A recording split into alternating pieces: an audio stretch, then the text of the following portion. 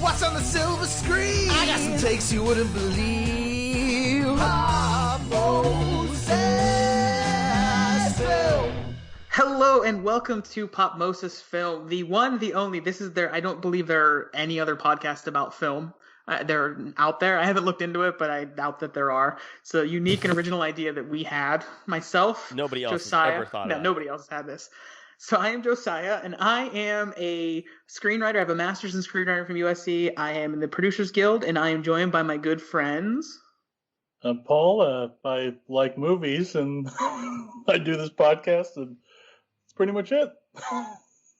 That's all Paul does. Yeah, That's this podcast. Movies continuously.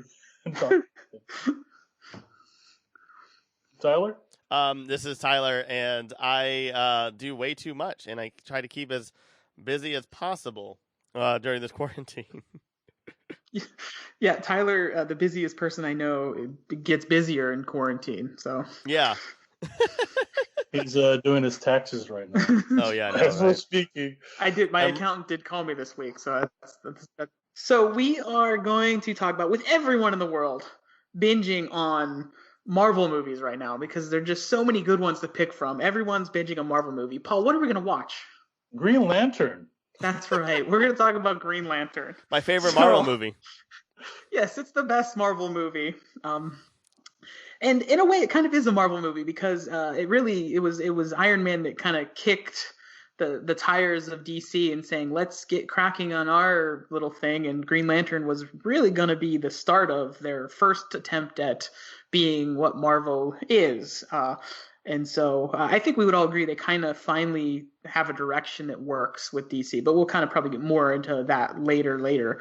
So first, I want to talk about, give us a little bit of context of the movie, and I want to give a little bit about the character as well. So the character was first created in the Golden Age, 1940, by Martin Nodell, and that's the Alan Scott version of Green Lantern. And that Green Lantern was much more of a fantasy character, very different take.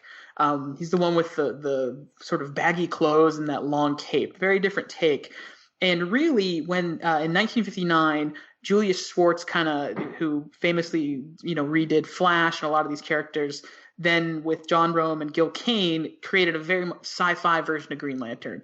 We always think of Marvel when we think of Silver Age and science fiction, but it was DC that started it. DC started it. Marvel said, that's working. Let's do that. Superheroes are back. Famously, kind of Justice League was selling, so that's what sort of spurred Fantastic Four. But that's the version of Green Lantern that is really significant because that's the version we're talking about, the Hal Jordan version of Green Lantern. Yeah. In 1970, Denny O'Neil and Neil Adams were the key creative team, even though that lasted for I think 14 issues with those two. It was probably one of the most famous runs in comic books that really politically pushed things. There's a panel that kind of changed things where there's a character, an African-American guy, yelling at Green Lantern, how you love the purple skins, the orange skins. What about the black skins here on Earth? I'm probably saying it incorrectly, but it's a powerful little moment, and especially in 1970, that really pushed the limits and just really be provocative in comic books. That's also when Denny O'Neil, who did this version of Green Lantern, which was awesome, also did that terrible version of Wonder Woman where they depowered her and had her be a kung fu lady from the 70s. Okay, do you know that? Off, Denny O'Neil is one of my favorite people of comic books ever. He gave us the question that we love today, the Joker. He's one of the main reasons we even have the Joker now. He brought him back. Oh, Denny O'Neil is God status to me. But yeah, no, he is literally brilliant. And at the same time, he did one of the most provocative, brilliant comic book runs ever. He did one of the worst, most sort of hated comic book runs ever. That's true. So even the best of us have our. But he didn't give her pants, so it's just nice. Pantsuit Wonder Woman. That's all you need to know. So then, just how I came into the story, which is really the most significant part.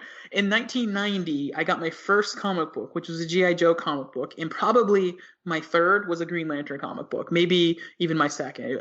Spider-Man, I always say my all-time favorite comic book character is Spider-Man. I love Spider-Man. Green Lantern is number 2 for me. I read Green Lantern number 2, and there's a cover. It's not even Hal Jordan. It's Guy Gardner, the Guy Gardner Green Lantern, getting punched by a dragon. So look up that cover. That's the cover that got me started on Green Lantern. Number 2, I was 8 years old in 1990. So that's when I got into comic books. In mid-2000s, Jeff Johns really really did great things with the character with I think it's called the Rebirth story, and he brought it back, and that story very much influenced the movie that we're going to talk about. I think a great storyline, and then or is it maybe it's not Rebirth, Secret Origin. I think it's Secret Origin. My names are running together here. But some other notable Green Lanterns, Jon Stewart, the Jon Stewart Green Lantern who hosted on Comedy Central for years. Obviously, it's different Jon Stewart than the one that hosted The Daily Show. The Guy Gardner, I already mentioned. Kyle Rayner, who took over for the Green Lantern after the storyline where, spoiler alert, Hal Jordan died when he became Parallax. And very, very different version of Parallax is in this movie. And those are the thing is, those are all the Green Lantern comics I was just like devouring at that time. When I was a kid, I just read all of those. So that's backstory because I love that character. So just getting that. So as to the development of the Green Lantern in Hollywood. So in 1997 is when development began. So going way back when they were trying to get something made. Yeah. And at that time, Kevin Smith was offered, and he was fresh off of the mess with Superman Lives that never happened. So that's a whole other story. He actually turned it down. Tarantino was offered, which is interesting because Tarantino almost made an Iron Man movie. I don't know. Yep. With Tom Cruise, right? Yeah, with Tom Cruise, exactly. The craziness of the 90s, what like 90s comic book movies would have been like if those things happened. Those never happened. It was just a dormant product. Then in the mid-2000s, Robert Smigel, who is most famous for Triumph the Insult Comic Dog, Saturday Night Live writer, tons of things. Conan O'Brien, way more than we can say. He wrote a script for Jack Black, a comedy version. So that's what more. They got greenlit. They started building sets for it. Like that thing got close to shooting. Yeah. So, and this is like, think about that. That's like Jack Black. I think there was a writer strike too that prevented it.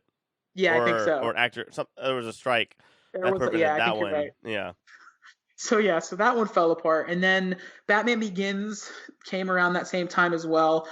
David Goyer passed on the opportunity because after Batman Begins, he had a chance. They're like, you want Green Lantern? You want Flash? He went with Flash. Obviously, we know that never happened either.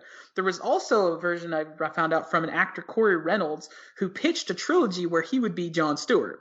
And obviously the African-American Green Lantern as opposed to Comedy Central Jon Stewart. Yes. So that is the long pathway that got us to the point of in the late 2000s after Iron Man, they finally, DC said, Warner Brothers, DC said, okay, we're going to make this happen. And they eventually, Martin Campbell, is that his name? Yes, Martin Campbell, and think about that. Martin Campbell, who directed some other Bond, he directed GoldenEye, but he's coming off of having directed Casino Royale, which was like the game-changing Bond film that made Bond cool again. Yeah, and it still holds up. So you have a lot of cachet going in this movie. He directed the Zorro films. He's done a lot of things. After Green Lantern, he hasn't done a ton. It's been much more TV work, so it kind of derailed his career a bit. So the film came out in 2011, stars Ryan Reynolds, Blake Lively as Carol Ferris, Ryan Reynolds obviously as the Green Lantern. If you don't know that, I don't know what to tell you. Peter Sarsgaard as Hector Hammond, Mark Strong as Sinestro, and other people that we'll probably mention here and there. A budget of $200 million. It's a lot of money spent on this movie. It made $53 million in the United States. It made $53 million on its opening, so it opened fairly big. And this is a movie too. That's not a bad opening. I saw it midnight before. Oh, you did? Mm-hmm. I was so excited for this film because I love Green Lantern. Same here. I probably saw it, opening day or something. Maybe it was before kids, so I probably saw it at night. I dragged 12 friends to it because I was at the Comic-Con. I was at the Hall H panel for this, where everybody was excited, where they gave out the ring and they showed us the scenes, and honestly, the scenes that they showed us were good. So I was so psyched for this film because honestly, that Hall H panel was awesome, and they made it look so cool. So. And that's what I've heard about. Like, I was not at Hall H. Were you there, Paul? Yeah, I was there. I was at that Hall H panel. And yeah, it was a great panel. Ryan Reynolds gave the Green Lantern ring to like a little kid. Yep. Fantastic panel. I was actually really excited about the movie. And then that same day, Marvel announced the Avengers. Yeah. And they had the whole cast there. Yep. And totally just destroyed the momentum of Green Lantern. But I was super excited about Green Lantern. I saw it opening night as well. And yeah, it was. And now we're talking about it. Yeah, here we are. It's funny because I remember it having hype. So I was not at the Hall H panel. I think that was the year before I first started going to Comic-Con. So that's 2011. That would have been 2010. And I was not there. But I remember the movie having momentum coming out of Comic-Con. It was a big deal. Yeah. It had, like, I don't know that I remember a movie still that had the hype coming out of Comic-Con that Green Lantern had. Personally, I don't know. But I'm not sure. Batman versus Superman and also Avengers, like. Oh, Batman vs Superman. That's true. I was there for that one actually. That's the one and only time I was ever been in Hall H. Panel, and the movie was wildly disappointing. Yeah, but I was so excited for the Batman vs Superman panel. So, as to who wrote this movie, that's always important to me, the writer. So, Greg Bellatani, and he was actually going to do another film. I think he was at one point after David Goyer left Flash, he was going to do Flash. I'm not sure. I forget which the order of things, but he was actually at one point attached to direct this film. And then so Michael Green and Mark Guggenheim also came on. They're a team. All of these guys also are very tied to the DC shows that came after, like the Arrowverse and stuff. Yeah. They're all over these shows as producers and things. And Mark Guggenheim is the executive producer of Arrow and Legends of Tomorrow. So we've also had him on our indie comic show. Oh, sweet. Cool. Did not know that. He is awesome. So that's really cool. Yeah. So Michael Goldenberg was also a writer that was brought in on it. He was kind of the one that was outside of that group where the other three kind of were working together, and he was kind of the rewrite guy. So he kind of came in later stage. So I don't know if he's the one we blame a little bit more or not, but blame can be shared, I think, with this film. Let's start talking about the movie. So it starts off really exciting with everything kind of a green glow behind it. I love the pre-title sequence, and you have it's Jeffrey Rush's Tomar character. Am I saying what's Tomar Ray? Tomar Ray.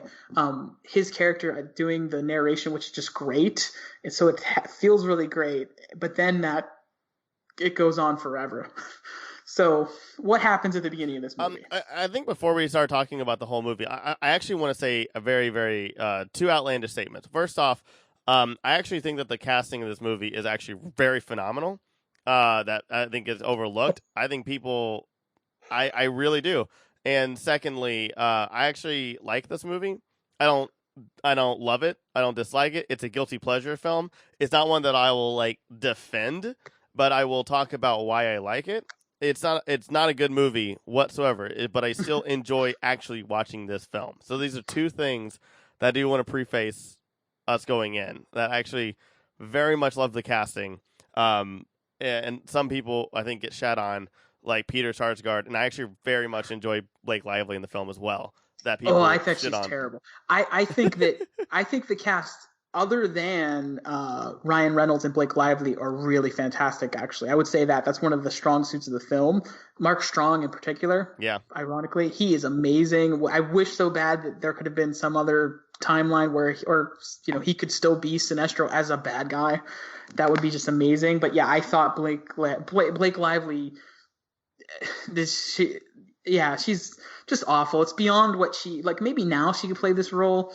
There's a factor too that it's cut out of the movie, but they're all supposed to, Hector Hammond, Carol Ferris, and Hal Jordan are supposed to be the same age. They're in the movie, they grow up together. There's like a cut scene, I think, as them as kids, and we know that they know each other, but they're supposed to be the same age. Yeah. And Blake Lively was like 23 at the time, and Ryan Reynolds was in his 30s, and Hector Hammond was almost 40. So like that age gap, that doesn't, it's just something that you can see, I think, when you see it on screen. I don't think she was, as an actress, I don't think she was up to snuff for this kind of part. She was in The Town the year before, and she was phenomenal in that film. Like honestly, I actually talked to several other critics. We actually think that she should have been nominated for something. I mean, maybe not at the Oscars, but her performance in that movie is absolutely stunning and phenomenal. I think she is a phenomenal, and I'm looking at her right now. I mean, she can act. She was in great stuff, and she still continues to actually be in really good stuff. Her performances are good. I think it is I think this movie was just everything. It was just a whole recipe of bad. I think the director had no idea what he was getting himself into. I think the script is just the most god awful thing in the world, and I think it's so bad that I don't think that the actors were able to save it, and that's just me. And plus, I guess maybe it is at least the factor of the script, because I really felt watching it again. I felt Blake Lively in particular is like reading and reciting her lines and trying to be like intense at times and it just fell flat. Maybe it's not just her, but it's also the script, and maybe especially at that point in her career, The Town aside, I have to rewatch that because that is a fantastic film. Oh, so good. She was just like going through the motions of trying to be what the character, was supposed to be, and it just didn't land. And if she were 10 years older, I think that just alone would have helped sell it. Since she was playing a character who was 10 years older than she really was. And that's not always the case, but especially for a younger actor or actress, I think that can be a little bit more of a factor, that especially when, not to diss Blake Lively, I don't mean that, but when you're not like who's Katniss Everdeen? What's she? Jennifer Lawrence. Yeah, Jennifer Lawrence. Yeah, God, I can't remember her, but she's the kind of person a younger person that could kind of bring more gravity from a very young age. And not a lot of young actors have that ability. She's like kind of an exception. So maybe that's part of it. Because I'm thinking about like Lively. It's like, okay, her career, and looking back, Cafe Society. I forgot about that one. She's good. I actually kind of disagree, because I think Emma Stone has like some of the craziest range I've actually seen in film, and I think she's extremely overlooked. Like where she was like in in Superbad and then Zombieland, but then she comes back with like a character in Easy A, which is a very, very strong, very, very smart and articulate character that doesn't really take people's bullshit. And then she also comes back and does like La La Land, where she can sing and perform. Where it's especially on film, being able to sing and act and be in a scene. It is so hard to do, because if you go back and watch a lot of musicals, when people are dancing and singing, they're making dancing faces, and they're very not attractive, and it's very hard to do. She did it very effortlessly and very well done, in my opinion. I think that there are a lot of, Chloe Moritz as well at such a young age, and whoever's Sabrina and Mad Men. I actually think there's a lot of actresses who can do it. I think. Oh, I wasn't trying to say that, and I wasn't. I specifically didn't say actresses. I just think actors in general, acting, male or female actor. Those are exceptional people. Those are exceptionally talented people, and Blake Lively is not one of them. Like, that sounds like I'm dissing Blake Lively. I don't mean that way either. You know what I mean? But no, I know. I see what you're saying, but I don't mean. There's a difference between like comparing like Chris Cooper to like Zac Efron. Like there's a huge gap of method and and training as a being an older guy who will take his two front teeth out for adaptation, and Zac Efron who's like, hey, could you get buff for this role? Like. I understand what you're saying. Yeah, that's kind of the comparison I was going for. Thank you, because I don't mean to I really don't want it to be like a dissing actresses thing, because I didn't mean it as an actresses can't act thing. I was just trying to find other people who were around Blake Lively, because I have to disagree, because I love her performance in The Town so much. Where a movie this poorly written and this poorly done. I also think she was also casted, if I remember correctly from what I know, she was also one of the last people casted in this film too. They were having an insane amount of problems trying to find somebody, and the studio just pushed for her, and she just kind of like was in the movie. That's what I understand too. I don't know about the time frame, but and we'll get to let's jump on the other key cast. Sorry, the key actor Ryan Reynolds. I think we got to talk about Ryan Reynolds, because absolutely. Well, can I say one thing? Oh, yes. Sorry, Paul. Go ahead. Yeah. So this movie was not so bad. It was good. Yeah. It was not good, not bad. It was so wildly mediocre. Yeah, I agree. It was really boring, and I really had to struggle to get through this movie. It was like a living nightmare. And the thing is, yeah, it's like it starts off with like space shit that I have like no concept. Like I never read the comics, nothing. And so it sets up so many things that like I really it sets up Parallax like sucking the skeletons and the souls out of those like those astronauts. Oh yeah. Those whatever they were. I don't know. It's just some aliens that crashed. We don't know, like they're just literally random aliens that crashed on that planet where they captured Parallax. And then they introduce Ryan Reynolds and they do a Top Gun kind of thing. And then he like flashed back to his like father dying in an explosion. Yeah, that was so bad. Everybody yells at Ryan Reynolds. They're like, I can't believe you did that. You jeopardized our whole company. All this stuff. And then he goes to a birthday party and like talks to a kid that never shows up in the movie ever again. I know. Yeah, or any of his family. So real quick, like this movie is I agree. all over the place. Yeah, it is not a good film. Those scenes specifically, I believe, I'm not 100% sure, but years ago I met someone in the industry who was saying how those were like I don't know if they were actually reshoots, but those were like the reshoots where it's like we have to make his character more sympathetic. Yeah. Because he's too much of a jerk. So we have to make him more sympathetic. So they're like shoehorning this other stuff in. Like the stuff with his dad was there, but the stuff with his like nephew and that. Yeah, the and, whole like, birthday thing. His nephew doesn't want him to be his dad and doesn't.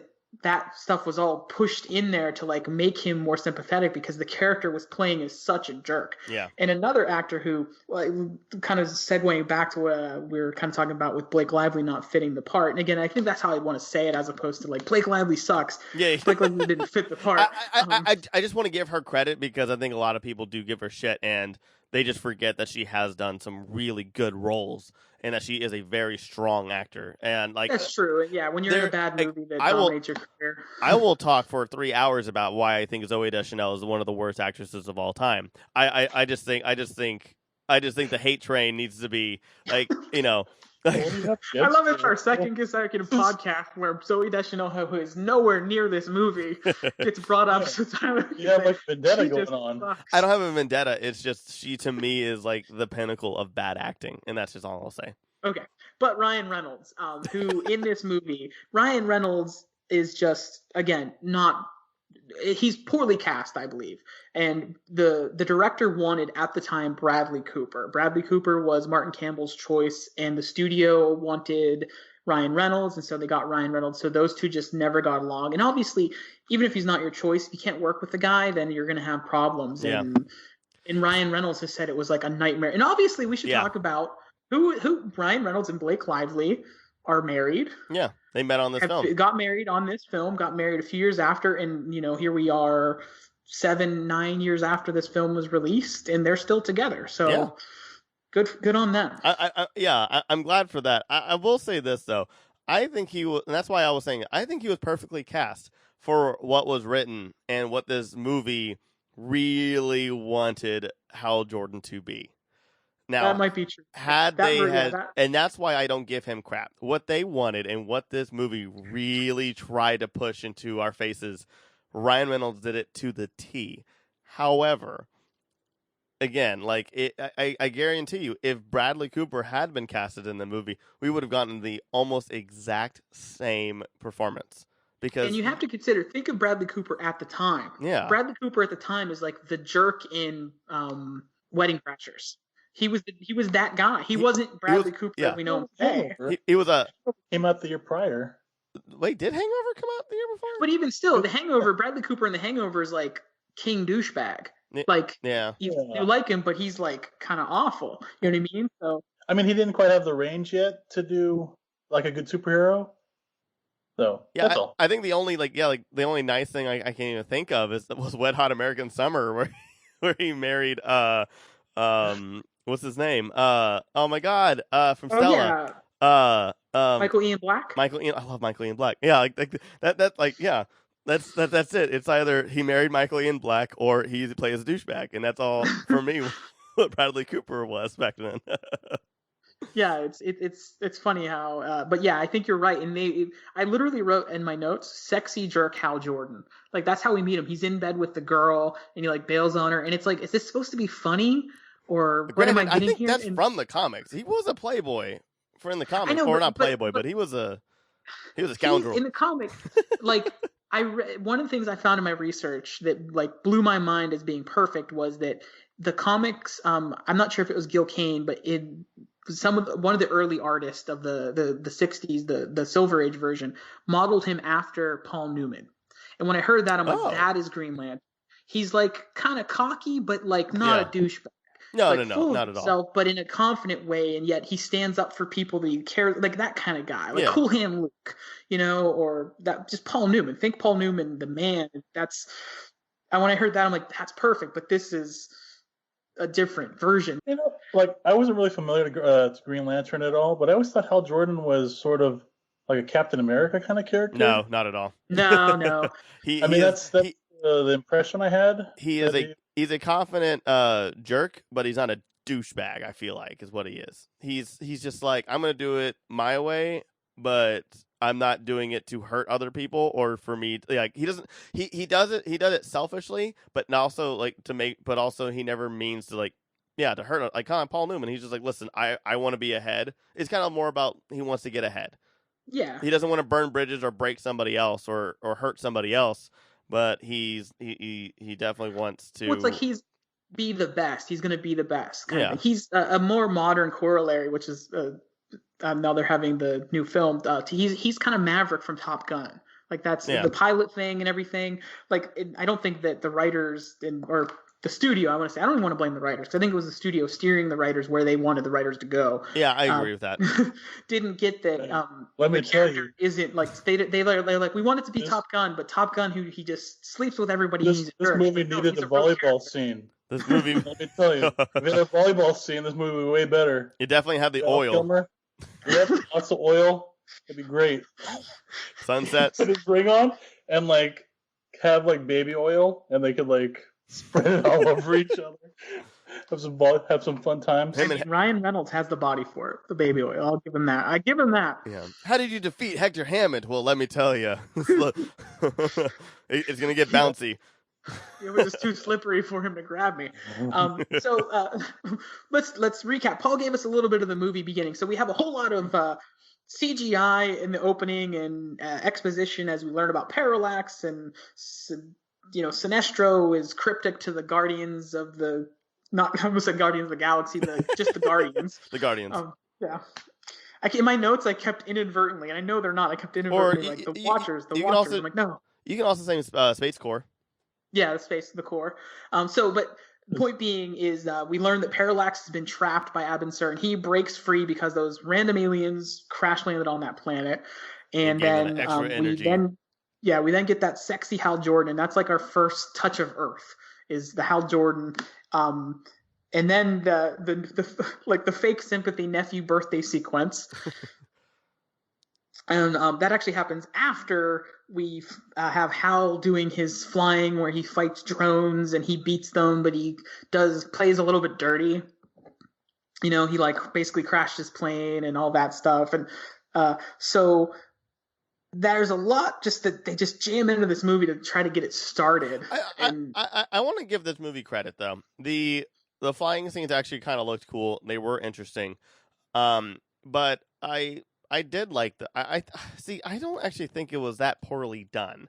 I think it maybe should have been not so much of a focus, but I actually enjoyed watching it where him being outsmarting it, them actually using correct terms. Like I kind of like showing him maybe a little bit of foreshadowing of playing decoy to Star Sapphire, to a point in the comics where he does it so much where she finally gets her own power and she basically shows him, okay, you're not doing this. And it is kind of like a thing. And for me, an effective way to actually show maybe not what he says, but what Hal Jordan does in this film that he also does in the comics. I think that there are some things that they do. I think that that whole thing actually was really well done in a story sense and also in a character development sense where it shows off her being like, no, I'm good, and him being like, but I'm better and this is why. And then like him trying to show off, that he's better than a robot, so much where he cheats essentially. He totally kirks this Kobayashi Maru test with this. Yes. And I actually think they did. I have to give him credit. I actually thought I think that is actually one of the few things that I thought was well done in this movie and effective. I think those are good scenes, but they need to let them breathe a little bit. Yeah. Oh, agreed. Yeah, for sure. Reactions need time to just let things settle. Yes. And let the audience kind of soak it in instead of introducing like 50 characters in the span of like 15 minutes. Oh, I agree. Like, who's the main guy? Is it Hal? Yeah, I think it should have started. Yeah. Like, it's too much. Go ahead, Tyler. I think it should have started with the flight thing, where him exactly. Them coming out and just no space and just being like and just being there. You get to know who he is, who's why am I forgetting her? No, not Anna Faris, but Carol Ferris. Carol Ferris, who Carol Ferris is, and you get to meet Tim Robbins. And you get a sense of who he is on Earth, and then then it cuts to Parallax escaping. And exactly.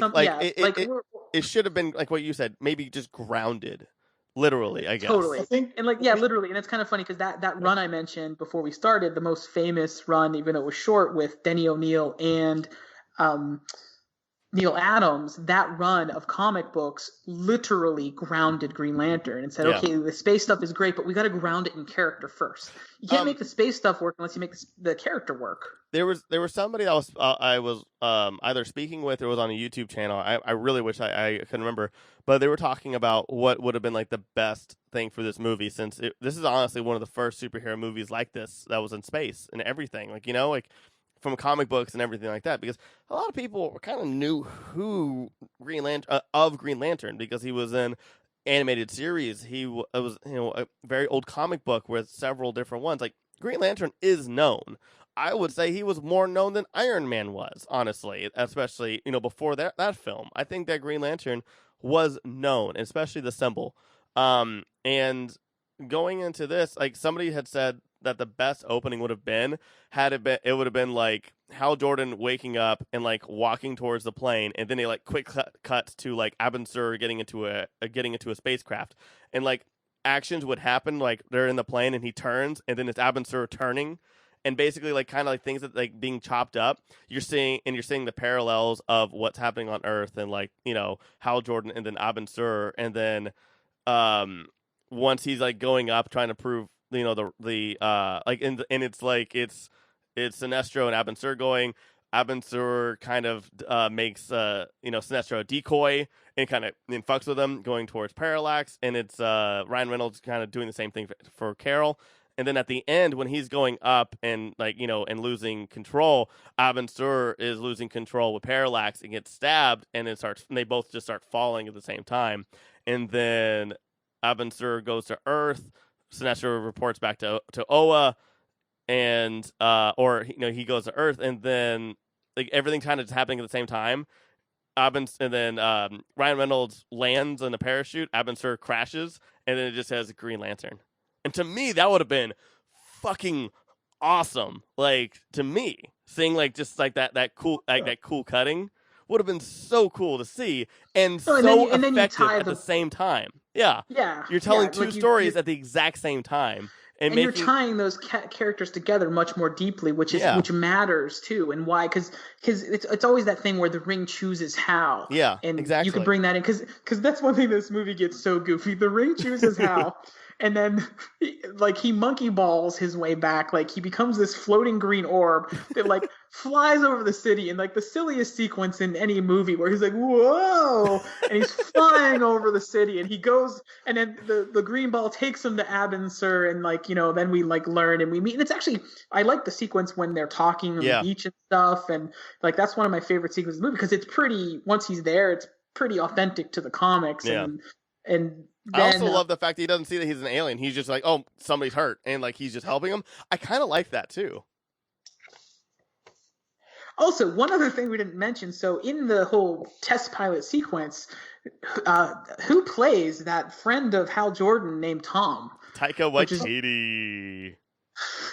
Which is one of those things where when you look back on it, you're like, wow, how 10 years changes things.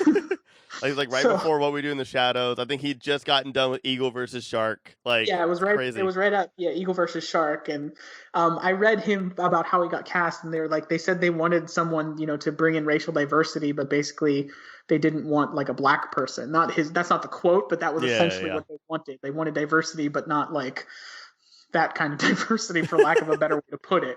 And it's funny thing because like he has the jokes in this movie. And he's great, he's funny, but the jokes just don't land because they're clearly not his jokes, obviously. Oh, absolutely not. But they just just do not land at all. And it almost makes me sad now that it's like, oh, what could have been with that man in this film? Yeah. And well, certainly, obviously, would not have been ready to direct it. He needed to grow into what became the director of Thor Ragnarok. Yes. But at the same time, just as a performer, he's just wasted. So, okay, but Monkey Ball House. So he's meeting Abin Sur. He meets Abin Sur. He gets the ring, and we then get more of Sinestro talking to the Guardian. That's a lot of Sinestro in this movie is a whole lot of complaining to the Guardians about something. He's like always just like talking to them and complaining about something. But I mean that's pretty accurate to the comics, though. I remember in the comics when you meet Sinestro, it's just him just fighting over and over with or at least when they were doing, because I think when he's introduced, he's already Yellow Lantern. He's already a villain, yeah. Like it's kind of that. But they did conversion, but it started, which is better. Yeah, but it started off with just flashbacks of him arguing with the Guardians, just constantly over and over and over and over again, and then only in like, and I'm trying to remember who like really wrote him into it, but like. From what I remember, it was just he was just always like oh, the only reason why I'm here is because of Abin Sur, and like that's why that's why he takes his death so hard. And when Hal Jordan shows up, he's just so fucking mean to him, and he's just beating the shit out of him. I think even like in one run, like he like almost kills Hal. He's just like he's so mad that a human took over Abin Sur's position, and like it's crazy. So I don't know. I think Mark Strong did well. No, and again, Mark Strong is my favorite, without a doubt, my favorite thing in the movie. Like for sure, my favorite thing. I think him and Hector Hammond, the Sinestro, they're my favorites. Like I wish those two villains could have been. Peter Sarsgaard was so good. A different movie. Do you have any thoughts on that, Paul? We're talking love for these villains. Do you think we're idiots? Oh yeah, no, I think Sinestro was Mark Strong. Put on a strong performance, pun intended. I thought he was great as Sinestro. I'm not really familiar with the character, but I like how he's kind of a mentor in a way to Hal Jordan.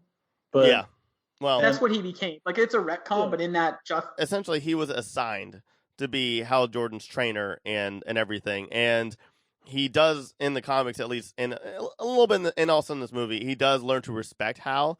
But the thing is that he's also driven to a different, essentially just a different view and a different way, and that's why he becomes evil Sinestro, Yellow Lantern Sinestro. Where I still don't even think Sinestro is real. I mean, he does a lot of bad things. I don't think he's a straight up villain some of the times. I mean, some of the stuff he does is so fucked up. But I don't know. He's a very complicated character. He's more interesting than Hal Jordan, in my opinion. Yeah. I think he's just. I would say so, even in the comics, and I love Hal Jordan. Hal Jordan's a Mary Sue in both the comics and in this film. Yeah, and not as much as Kyle Rayner, though. Storyline in my head where he would plead to the Guardians to fight Parallax, and then they would kind of disagree with him, and he gets so disillusioned with the Guardians that he goes off on his own. And then gets the yellow ring and becomes corrupted by it.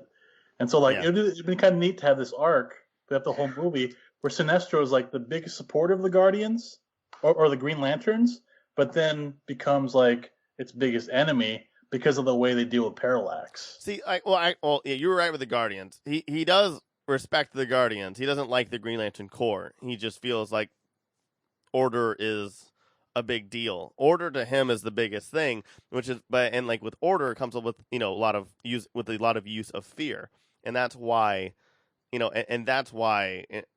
is so driven to become a Yellow Lantern. It's because he wants order so badly, where Green Lantern wants justice and hope. Because with justice, you're just listen, you're gonna get a punishment, but in the end, hopefully you'll learn your ways and become a good person. Where order is just like control. It's fear. It's like, you're gonna do this because if you don't, then I will make you, I'll make you regret it. I'll make you, it's kind of just the difference between him and Green Lantern. He doesn't like the Green Lanterns.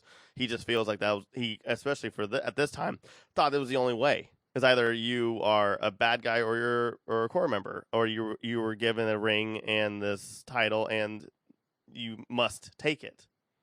So sorry, that's just a little bit of no, and that, I agree. That's what makes that character great. And the movie wanted him to be that character, and Mark Strong performed that, but it just wasn't there in the story. The meat wasn't there, unfortunately. This was like 3 movies in one, honestly. Yeah. Sorry, Paul, you want to say something? I'm so sorry. Oh no, I mean, it's just something that I want in my movies, like, is a character arc.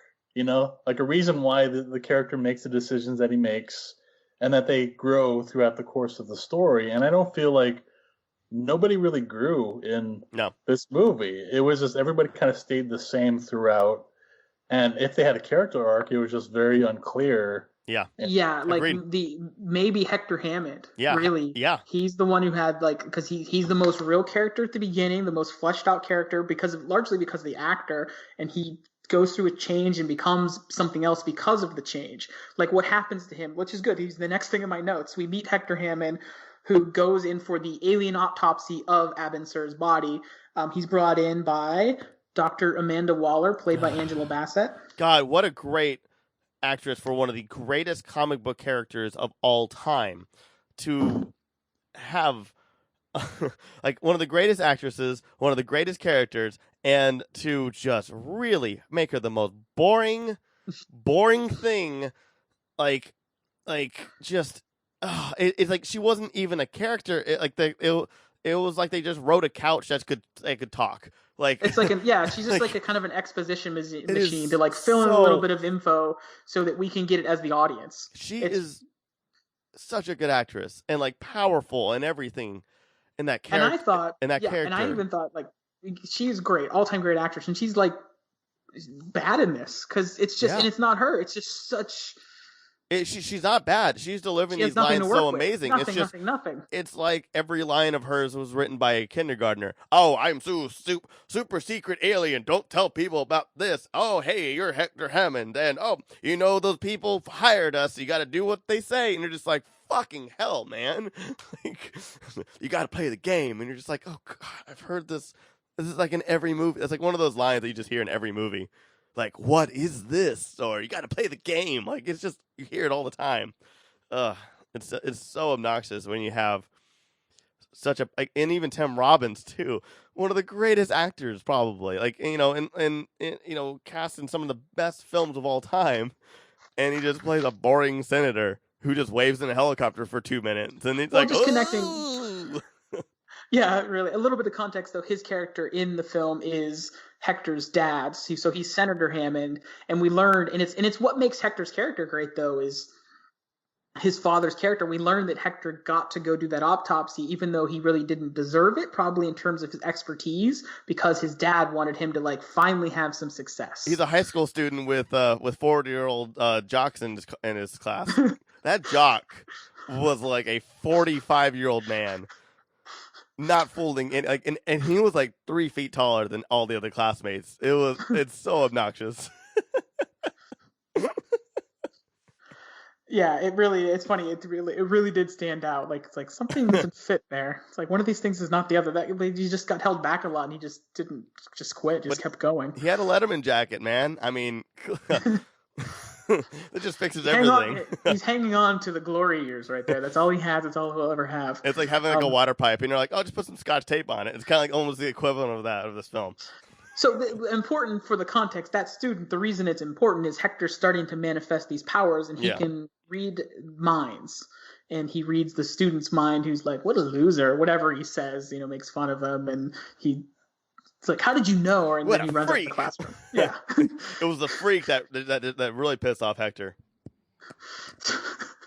So then we had the sequence where it's kind of an important one, where it's Tom and Hal in Hal's loft apartment thing, and he's trying to, or no, I'm getting ahead of myself. I'm sorry. Yeah. It's the scene where he's trying to power the lantern, and he can't power it, and he's like saying like the power of Grayskull and all these like silly things, and it's just that scene came off as not funny and more like making fun of the material. This is silly. I felt like it just didn't land for me. I hated it. I think they were competing with Spider-Man when he was like trying to figure out how to make the webs go. Oh yeah, that was actually cute and funny though. Yeah, that's what I'm saying. I think that they were knowing your character. I think that they were just yeah, that's the thing. Is like I think that they were trying to go off of like, okay, what did Spider-Man do? Like, because then why it doesn't work is the second that he then powers up that thing, he's saying the Green Lantern Creed in all dramatic now that he figured it out or whatever he did to power it, and it just takes away from the power of that moment because it's so goofy just 2 seconds before. Yes. It's just like you can't have that. It just doesn't mesh. Your tone is off. It doesn't go with itself. Yeah. No, I 1,000% agree. His performance of saying it is actually cool, and if you like, I feel like if I had muted all of it before and just listened to it, I guarantee you, being a fan of Green Lantern, the hair on my arm would rise. Like, he does it really well. It's just, and I'm sure that's the stuff that got you hyped at Comic-Con, right? When you take those little snippets when it works, it's like that is badass. But then when you like see it right next to like the power of Grayskull, whatever else he says. And you're like, you're making fun of your own movie. You're making fun of your own premise of your universe. Yeah, like, we didn't see that scene. We saw the scene with him going like this and showing the suit.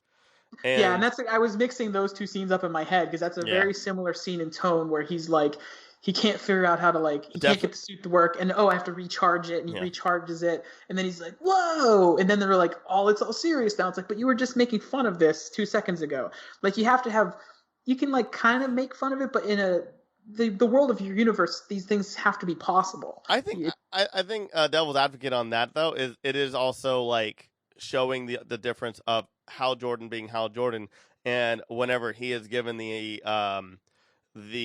information and literally like the power of the ring shows the different sides of him though. Like just a kind of just a counter. I don't think it's right still, but I'm just saying like maybe that's what they were saying though, as being silly. It's just like, it's Hal Jordan being a douchebag, like, how do I do this thing? And then finally because his eyes change and become, in the ring finally, basically it's like, okay, bitch, this is what you say. Like I think see, if the ring actually said that, totally would have been on board. There are ways to do it, like what you were saying with character development. There are things that you can do that they could have done to really show the growth of Hal Jordan without having a really boring birthday party scene and unnecessary talk with a little kid. That apparently there's so many stupid some flashbacks of his dad. That's so many some really cheesy flashbacks of his dad where he's like, "Yay, go dad, go dad!" Boom, his dad explodes. It's like, come on, because you want to beat me over the head. They didn't need any of it, honestly. Like it could have been a talk, like him talking to Tom or something like that. And that's it. It could have literally just been them talking. You didn't need, and I think that's what the problem was, that this was so early on with superhero films where they were so obsessed with origin films. Green Lantern is not an origin film. It's not an origin film universe. I can't even say character. It's just it's a universe. It's a fucking core.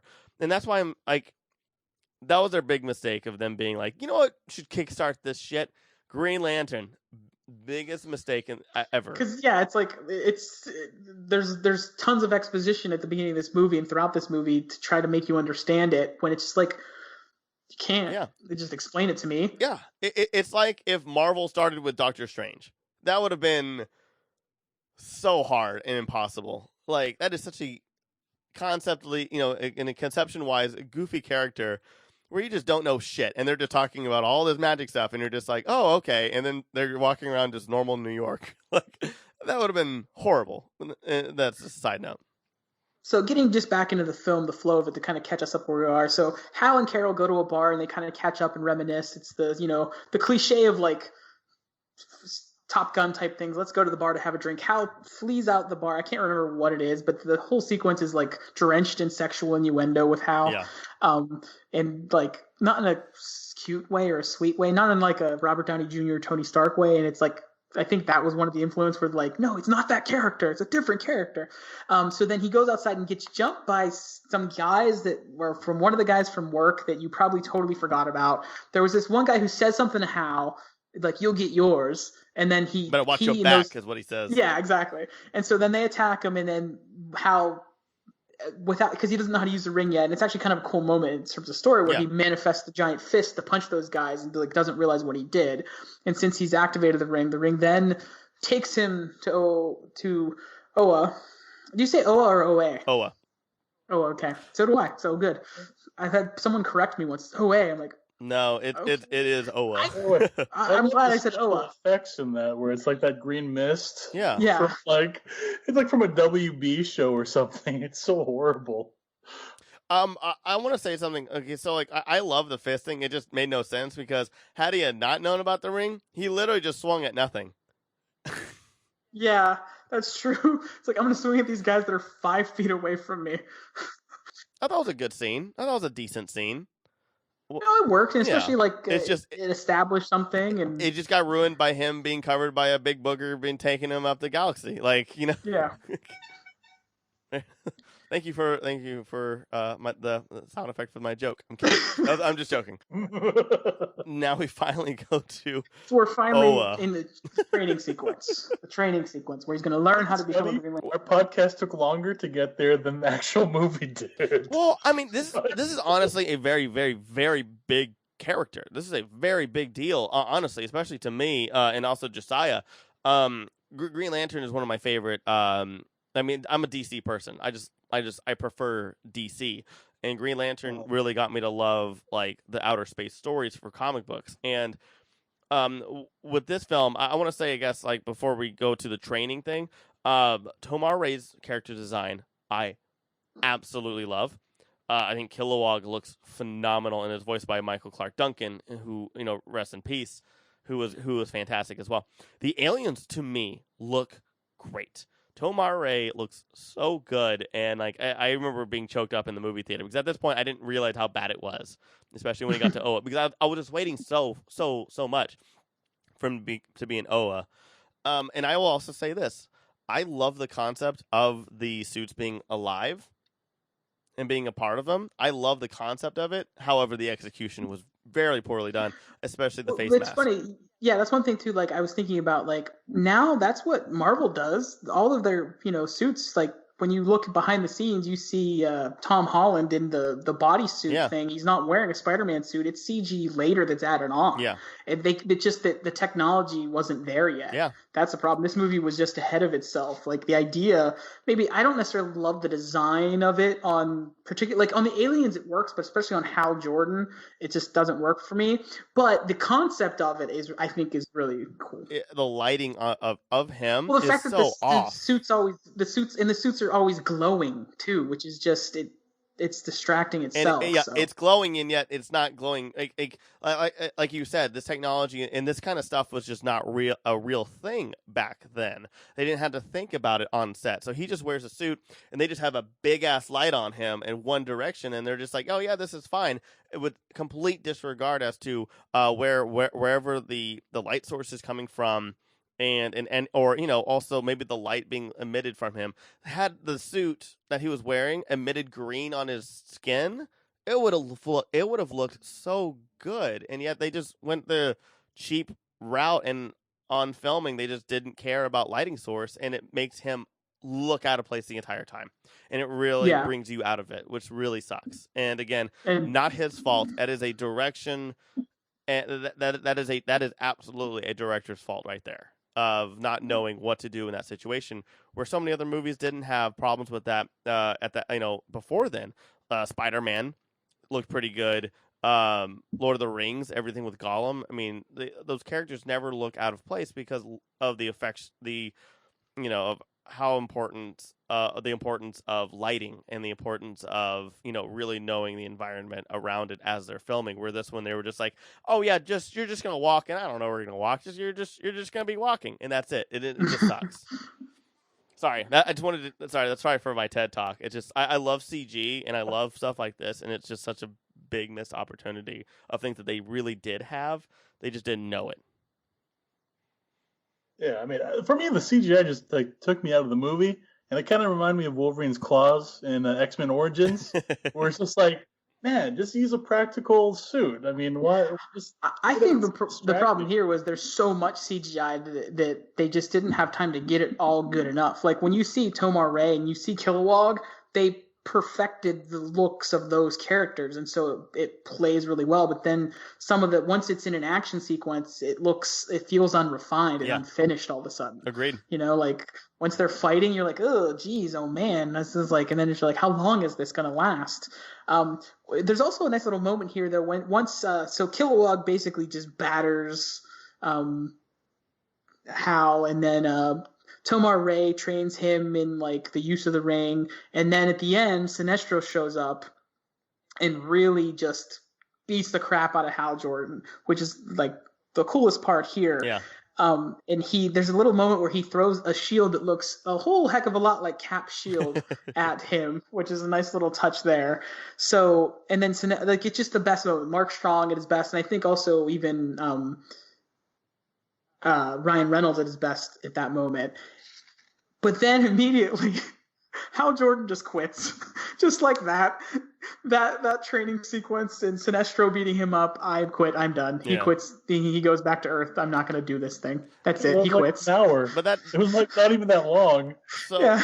I actually don't know this. Is that what happens in the comic? Because I remember it being like that. He got his ass handed to him and he gives up. And he even gives up the ring, and the ring comes back to Earth and protects him.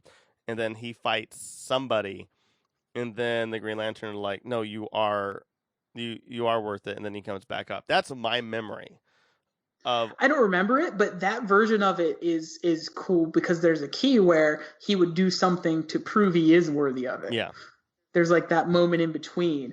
And also part of the problem is when you're trying to squeeze so much into, a 2-hour runtime, it's just jammed in there and you can't execute it. So that one thing Paul and I talked about before we like officially started the podcast was that if you look at the story of this movie, the story beats in things and concepts. It's there. There's things that are there. It's just the execution doesn't come together because it's like, oh, we got to get so much in so that therefore, like when you have a key story moment, a key character moment like this, it's just all that other stuff jams up against it, and so you don't have time to let this moment breathe. Yeah.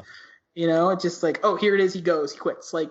You can't, and it has no gravity to either. Yeah. The thing that cracks me up is that, like, he's introduced all these aliens, like a space bird and this space pig, and he's not like, oh my god, there's aliens. Like, he's not surprised. I mean, well, these, he already met aliens? He already met Abin Sur, and then he has a ring that's doing. Like, he know. I mean. But even that scene, he wasn't like surprised. Like, oh my god, it's an alien. Okay, no, I have the answer for that. Remember when he's being shocked and they're getting all the information? Basically, they said that they injected him with all the information and his translator and everything like that. So he's already gotten pretty much all his information ready, and it's already. It's like it's almost like he knows it, but he doesn't know that he knows it. Yeah. It's just injected into him, and he's just processing it like nothing happened. It's like. The thing is, and you can easily miss that. Conduit. Yeah, no, I mean, Hal Jordan's a conduit to this new world, and he's not startled by it or anything. And so he does comment, like, isn't there like a joke about like character? Because it's just like there's a disconnect with the character because but there is actually there is a comment about Tomar Ray, and he's like, Tomar Ray has like a good response, like, oh, I realize I look a lot like your common species of a fish or something like that. Yeah. There's like a little line like that, so in it's kind of touched on a little bit, at least that much of it. But no, I mean, I think I think no matter what happens, we're all going to come to the same agreement that the script sucks. Yeah, it's just like oh, what could have been. Everything in this is like what could have been, what could have been, what could have been. See, the thing is, like with me, I'm kind of I'm not. I don't know much about Green Lantern or Hal Jordan or anything, so I come off it as a casual fan, and when I watch this movie, it's like, who's this? Like, who's this person? What's this? It's just like too much information all at once. Yeah. And nothing is able, like, I'm not allowed for anything to breathe. And a lot of, like, when you two guys are watching the movie, a lot of your, like, familiarity with a comic kind of fills in the story gaps for you. Whereas like a casual person watching this movie is like, wait a minute, what is, No, you're totally right, Paul, because Yeah. I watched it with Judy, my wife, and Judy was like saying the same thing. She would like ask me questions that I would explain in the context of the comic book, and she's like, well, yeah, but she's like, that doesn't help me. Yeah. So within the story, back on Earth, Hector starts to spawn his telepathic abilities. He can throw things around. This is where we actually meet Senator Tim Robbins. And that's not. I believe that's not something from the comics, right? Hector's dad is nothing to do with. Honestly, no Senator Dad. I don't know. I don't honestly know much about Hector Hammond.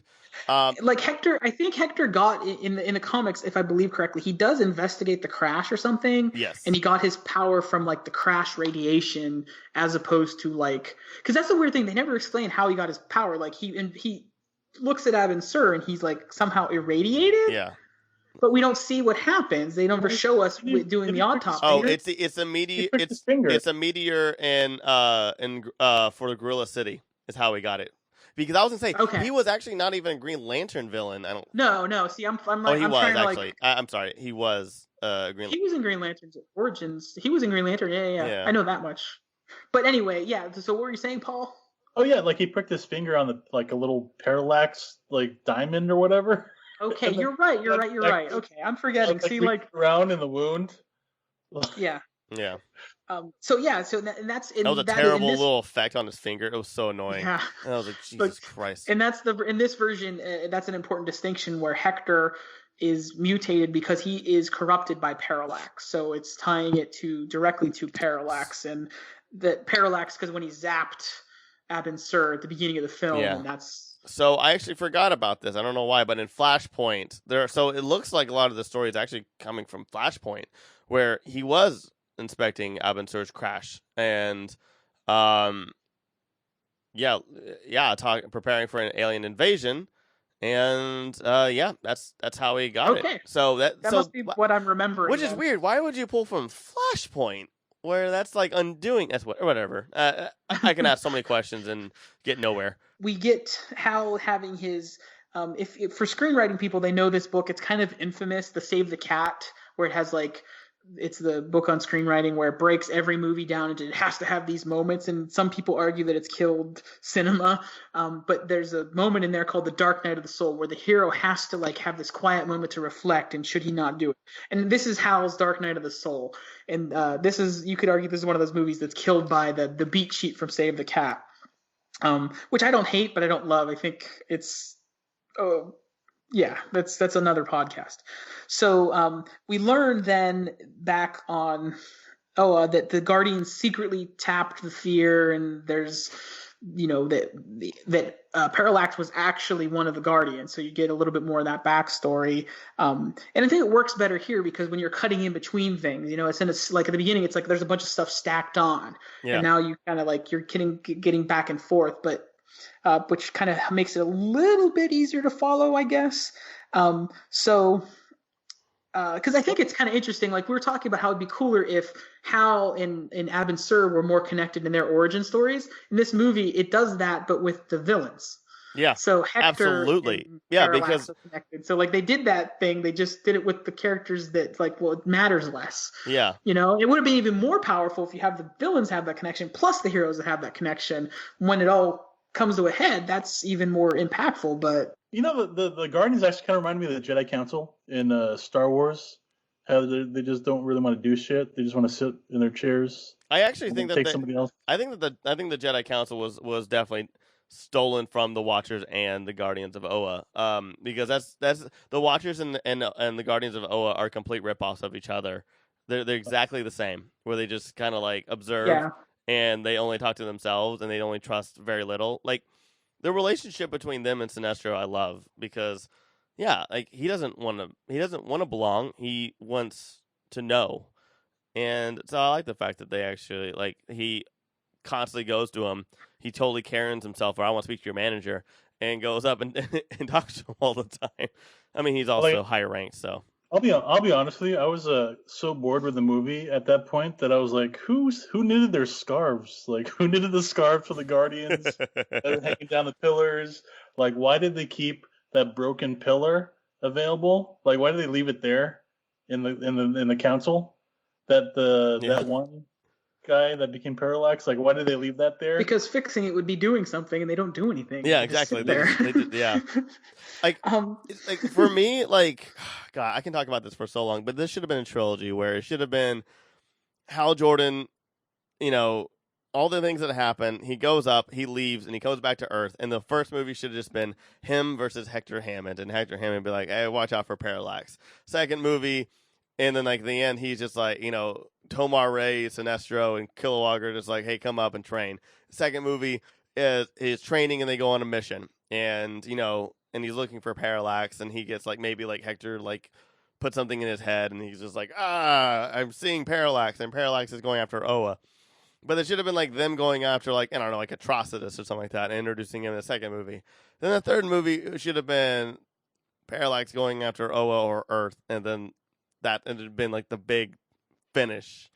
Yeah, because that's what Parallax, like in the comics, that's what Parallax was, that big Finnish character. It was very different in the original version with, because Parallax possessed Hal Jordan, and then he died and all kinds of craziness. But yeah, you don't you're kind of wasting this thing, and you could have built it up to something better. And not made him look like space diarrhea. Like, seriously. No, exactly. Or like they saw, for some reason, they saw the Rise of the Silver Surfer and thought, yeah, that version of Galactus. Let's do that again. Galactus really killed it. Like, oh, God. He stole the show. Let's do that. Oh, no, you know what? Give him a face. It's totally different.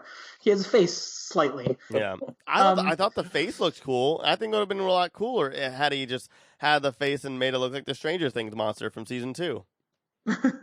Honestly, like, that's what he looks like in the comics. So, the movie, what is happening in the movie? We are at a fancy dinner party at Ferris Air. And this is also where we learn that how Hector and Carol like grew up together. I mentioned earlier there was deleted scenes with them as kids, so they're all supposed to be the same age. Yeah. Even though they're dramatically different ages as actors. And I think they're both Hal and Peter are, I'm mixing actor name and character names here. Hal and Hector are both, the actors are both in their 30s, so it's not as bad. But still, that's irrelevant since that scene was cut. But we know they grew up together. They all knew each other as kids. So they have like backstory that's there, but it's kind of not significant. So it almost like, to me, makes more sense if they don't have that backstory. You know what I mean? Like, do they really need to know Hector? It doesn't add anything to it. It just like it's just another thing you need to be aware of. Yeah. So this is where Hector's starting to kind of lose it more completely, and when his dad is... I will say this, I hated the smell. That was the most unnecessary thing in that film. It was so weird. He never was a creep. He was just off. And like that smell was so unnecessary and so stupid. It actually, and like, I always forget about it, and then it happens, and I'm just like, God, like it's so... It's like they were just like, oh, everybody loves Frollo from A Hunchback, and it's so bad, like, and it's so out of his character. He's not a creep. I mean, he's I don't know. It's just so stupid. You can be obsessed. You can like really, really, really love somebody, and not do that. Like a lot of us. It's just weird. I don't know. It's just, it was so unnecessary. And his character up to that point, he's kind of a weird guy, but he's not that guy. Yeah, that's what I'm saying. It doesn't make you like hate him anymore. You're more of just like, it honestly makes you turned off as to like even want to like see more scenes of him. Where that's not what the thing is supposed to do. It's you're supposed to like, he was a relatable villain, and I think they were actually doing a pretty decent job. Especially compared to most Marvel films with theirs, they actually gave Hector Hammond an actual arc, like what you were saying. He actually has a character development, unlike so many other villains that we've seen. Yeah. And they were doing it so well, and then they just do stupid shit, like him smelling her hair for no reason whatsoever. And to me, I still think it's completely out of character. It is. Even within the movie, it's like, I mean, unless you're just, unless you're trying to show that he's going mad, but it doesn't play that way. It just plays sexual predator. So in this sequence, Hector, his dad is Tim Robbins, is waving in the helicopter when Hector crashes the helicopter. He like shoots like a bar tap or like a beer tap or something into the propeller blade, and it crashes it. And the helicopter, this is a sequence where I'm watching with Judy. The helicopter goes through the crowd for like right through the middle of the crowd for like a great distance, and then like after a minute of the helicopter going through the crowd, that's when Hal Jordan shows up as Green Lantern. I know. When realistically 300 people have just died. Oh yeah, Hal was just watching it happen. Yeah, it's that for whole like a while. He didn't do anything. None of that should have happened. And he Hot Wheels it away. He uses his Hot Wheels thing. And that's another callback to The Nephew, actually, where he plays with the Hot Wheels track for like a split second before he leaves the room. Okay. So, granted, Hal Jordan does come up with the weirdest shit, though, especially in the comic books as well. Like, John Stewart, Kyle Rayner, everybody else comes with like legit stuff. Hal's always the one who's doing toys and weird stuff like that constantly. So, but I just wish for the drama of the moment. Yes. You know what I mean? That's where it's lost. Like, he can do that at another point, but when he's doing this, he just needs to use his power to just hold it in the air and, like, lower it. And that dramatic superhero moment where he's, like, flying it down and he puts it down and then everybody's in awe. Yeah. Not, like... Because the way he did it was unnecessarily complicated for that moment. Like, I know they're trying to say he's not experienced yet, but it doesn't...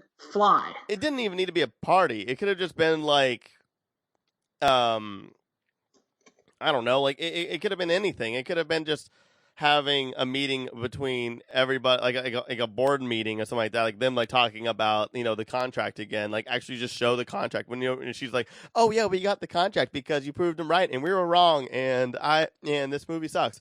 And they could have actually just showed that scene where they're just like, okay, we fixed this all. Hector could have just been there because he was just being dragged, and they're like, well, we're looking into more things. Like they could have totally pulled an Avengers thing where they're just like, this is alien technology.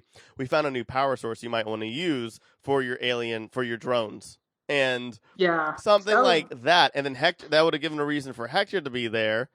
And Hector's just like, I don't want you to weaponize this. It's like, that's not why I'm here, I thought. And then that's when he gets pissed off. They planted all those seeds too, and it's all there for the taking. Like, that's why I liked Hector. He was just like, no, I don't want this to be a weapon, and like all this cool stuff. I was like, yeah, like I like. God, this movie is so bad. Like, it didn't need to be a big party. I don't understand, like parties and like all this stuff about big events, like Spider-Man in a parade. Like all these. Why do all these superhero movies have to have like these stupid scenes with like big things or a train? Like almost all superhero movies have trains in it. Why? Who the fuck is in a train? There's a moment here at the party where there's a lady with like her cell phone camera recording it, and like I think there's like this implication that it would like then the world's gonna know, but there's nothing about that. Yeah, like we don't learn that anybody's finding out about Green Lantern. It's like why even cut to that woman? It's just distracting. Yeah, it was like when you don't follow through with something like that, then it's just like, what's the point? Yeah.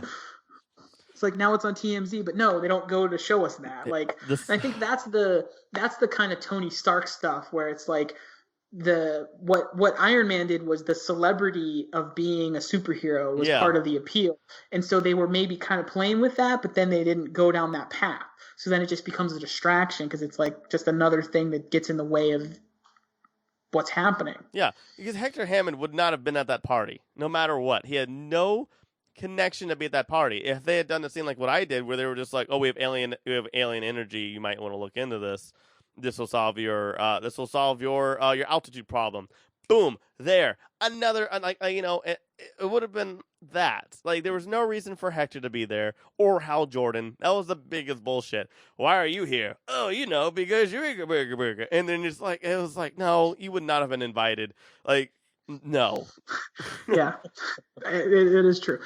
So then after this sequence is my favorite in the movie, where after they go, Hal takes or he goes to Carol's like balcony in her office, and he flies in, and from a little bit of a distance, like 5 feet away, she doesn't know it's him, but then she's like, she's like, how, like the reaction, like I'll say Blake Lively nailed that moment where she's like, when she realizes it's him, and then he's like, you recognize me? And he's like, she her line is something along the lines of, She knows that she. You think yeah. because you think I wouldn't recognize you because I can't see your cheekbones? I've seen you naked. Yeah. Like, I killed actually it. I love that. Okay, I will say that I love that scene because it is the whole thing, because it's kind of an homage and then a mocking of Superman and Lois Lane when she doesn't know that Superman is Clark Kent, somebody that she spends 8 hours a day with. And that's exactly. Yeah. They totally did. Yeah, that was exactly. They nailed that reference in a clever way. Yeah, I agree with you. I think that is a very well done scene, and I think that she did a very great job. I think she was believable. She's like, you just see the double take in her eyes. What do you think, Paul? The whole Hector Hammond storyline would have been stronger if they had Taika actually be Hector Hammond, because they already established his friendship with Hal Jordan. Yeah. And so it'd be kind of neat to have Hector Hammond be like a tragic figure, because you already established that relationship. And so when he turns to become Parallax or whatever, it kind of breaks your heart. Like it affects Hal more because there's more of a relationship there. Yeah. And he lost that friend. So when I was watching this, I was like so confused that Hector and Hal had any kind of relationship or any kind of connection to begin with, because they didn't even have they didn't seem like they cared about each other, or they didn't seem close in any way, in the same way that like Taika did with. Well, I don't think Hector was supposed to be close with him at all. I think they were just supposed to grow up and then that's it. But so Tom is based on a character from the comic books, Pieface. Tom Pieface. I don't know.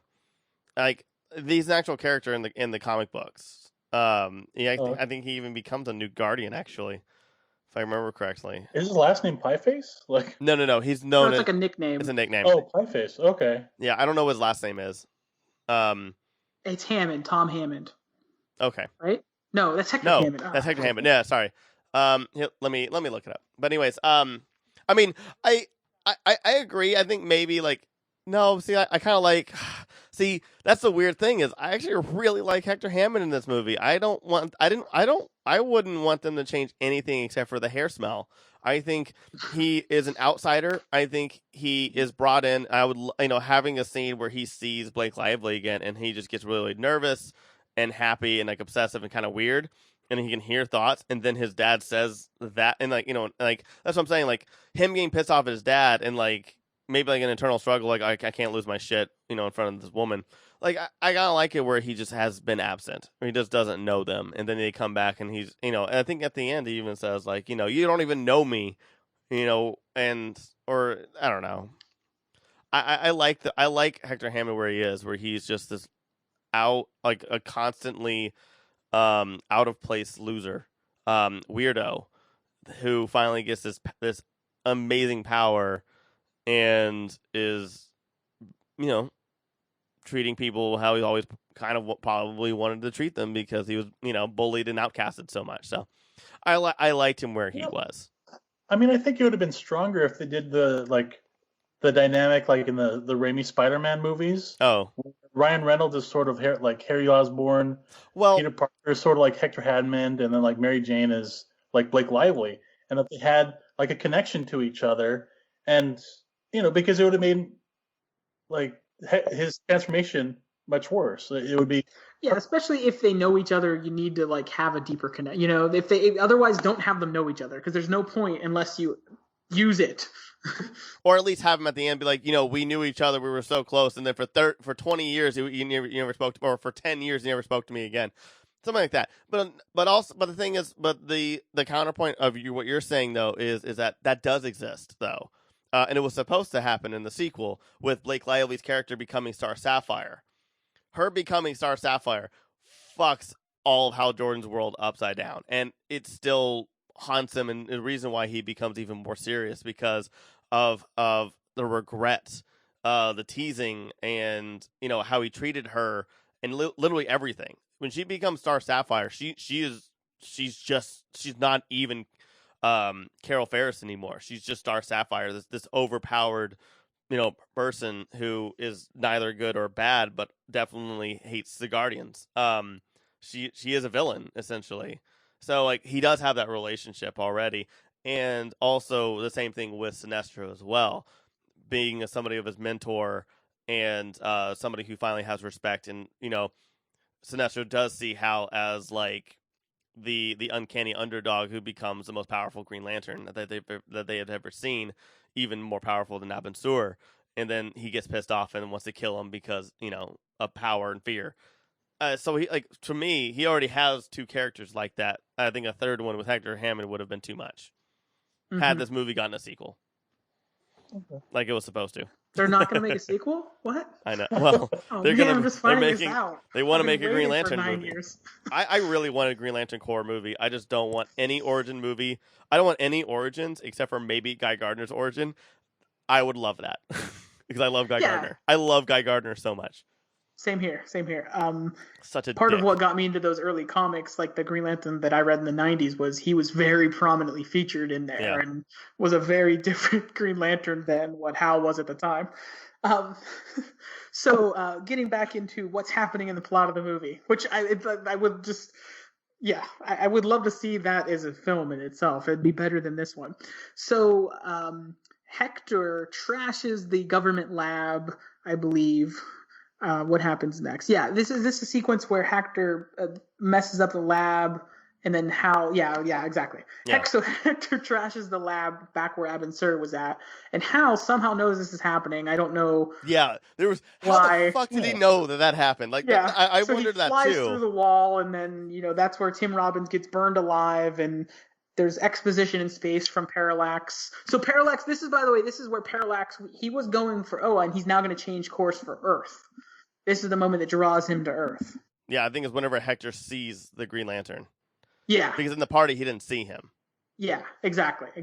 So, I will say this. That scene would have been so powerful and so good if they had just had more character development of the dad and Hector a little bit more, and the script was good. With, like, the right words, that would have been a really powerful scene of him killing his own father.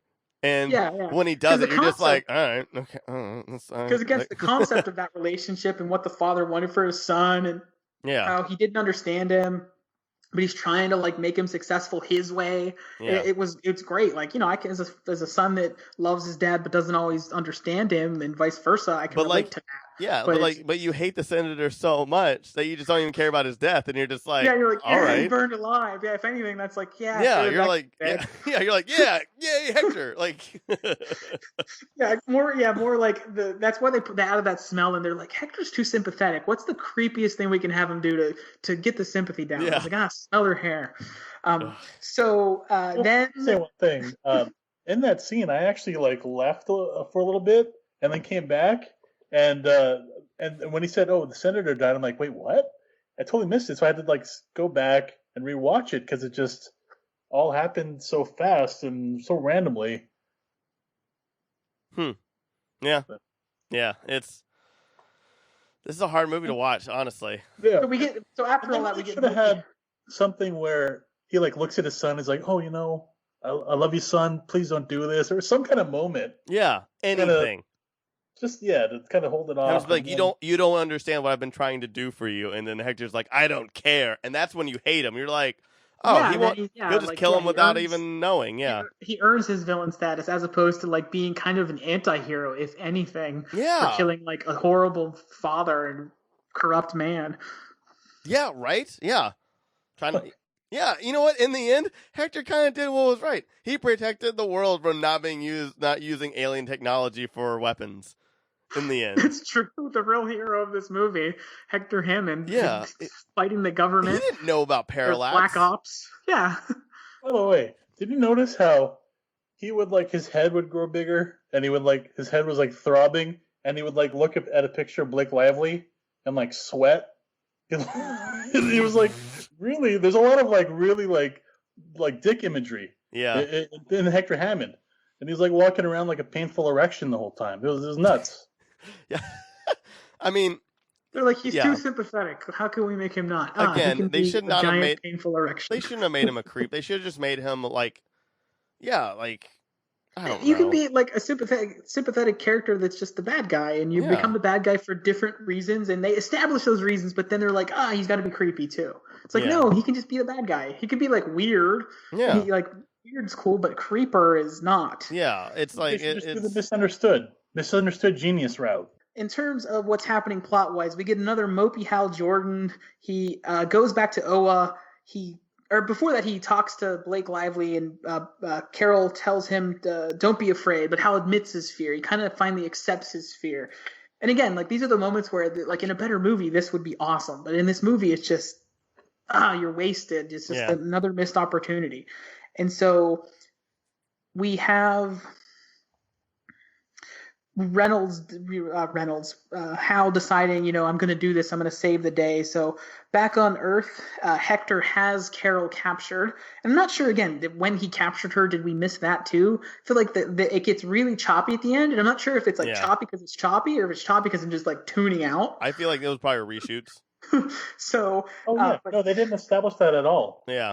Because I rewinded to like see if I missed something. No. But yeah, they didn't set that up. And I think it's funny how he goes to Oa and he comes back to Earth like he was like making a target run or something. Okay, so makes no sense. Unfortunately, that's how it is in the comics too. Yeah, that's in the comics. Yeah. Oh, unfortunately, it takes him like 10 minutes to get to Oa. It's not great.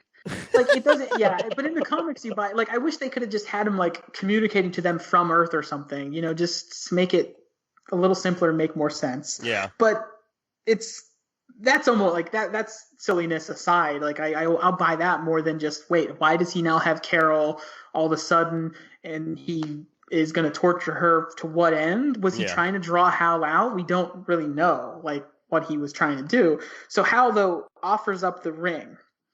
And when he's doing this, as we're watching it, Judy goes, wait, can't that guy read minds? That's part of his thing earlier. He was reading everybody's mind. And all of a sudden, when Hal is trying to trick him with the ring, he can't read his mind anymore. So a little bit of a faux pas there. So what do you guys think of this?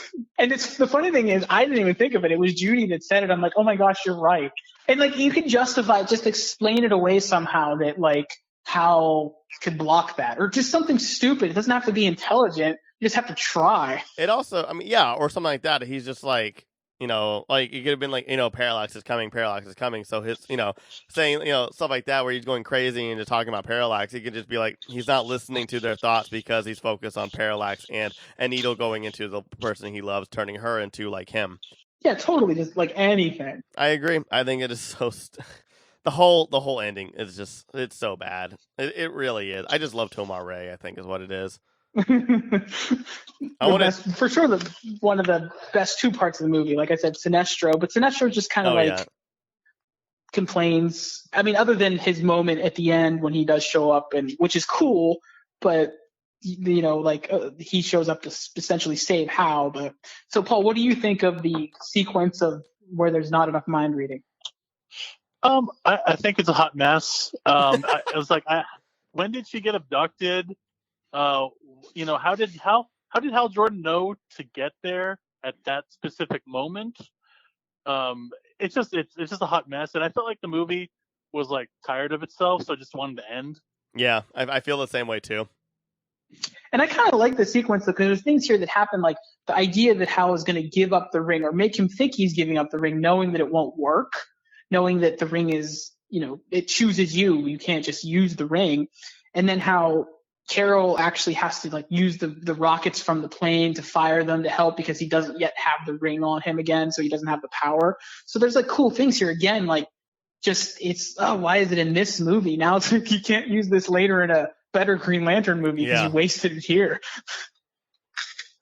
By the way, I wanted some scene where like Parallax grabs him and makes him like relive the trauma of his father dying in that explosion. Yeah. Like, or something like that, showing that like, hey, you fear becoming your father, you fear death, and kind of use that against him in some way to kind of bring callback. But I mean, that doesn't no happen. fear was used at all by Parallax. No. Like, yeah, exactly. The fear monster does not use fear. And it would have been such a great like tie to the whole like they establish these things, they just don't use them. Like the good thing when they have something going for it, it's like, okay, how can we screw this up? Let's think about how can we screw this up and let's do that. Instead of doing that obvious other thing, which would be awesome. And it should have been Hal and Sinestro fighting him, and then Parallax is like looking and focusing or like like he has them, and then like he just tells Sinestro, he goes, "I feel a lot of me in you," or something. Oh, no, maybe not like that, because that sounds very dirty. But you know what I mean, though. He could have been like, I know, the porn parody of Green Lantern, or I was like, or he was just like, but you know what I mean, like, he's just like, I was like, oh, there's a lot of, it was like, oh, you have a lot of untapped or something. It's no matter what you say now, though, Tyler, it's dirty in my mind. Just I feel you oozing. I feel myself oozing out of you. It's a better ending. It's a black light. But you know what I mean. In this movie, like Green Lantern kind of is a black light, so he already is one. It'd be perfect for that. But but that would have been nice though, like having like Parallax like acknowledge and just see Sinestro and like see the future of his power live on in him.